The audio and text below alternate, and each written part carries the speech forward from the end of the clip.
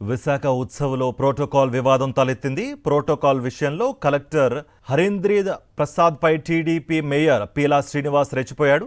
Collector చేతుల్ని నెట్టేసి వేలు చూపిస్తూ వార్నింగ్ ఇచ్చాడు. మంత్రుల సమక్షంలోనే వీరంగం సృష్టించాడు. విశాఖ ఉత్సవం నుంచి విసురుగా లేచి వెళ్లిపోవడానికి ప్రయత్నించాడు. కలెక్టర్ జోక్యం చేసుకుని వచ్చి కూర్చోవాలని సర్ది చెప్పేందుకు యత్నించినా ఆయన శాంతించలేదు. కలెక్టర్తోనే మేయర్ ఈ విధంగా వ్యవహరించడం అందరినీ విస్మయానికి గురిచేస్తోంది.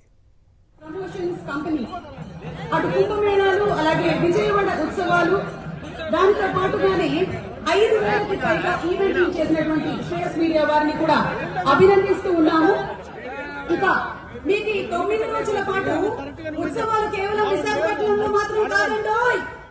ప్రమోషన్స్ కంపెనీ అటు కుంభమేళాలు అలాగే విజయవాడ ఉత్సవాలు దానితో పాటుగానే 5,000కి పైగా ఈవెంట్లు చేసినటువంటి శ్రేయస్ మీడియా వారిని కూడా అభినందిస్తూ ఉన్నాము. ఇక మీకు 9 రోజుల పాటు ఉత్సవాలు కేవలం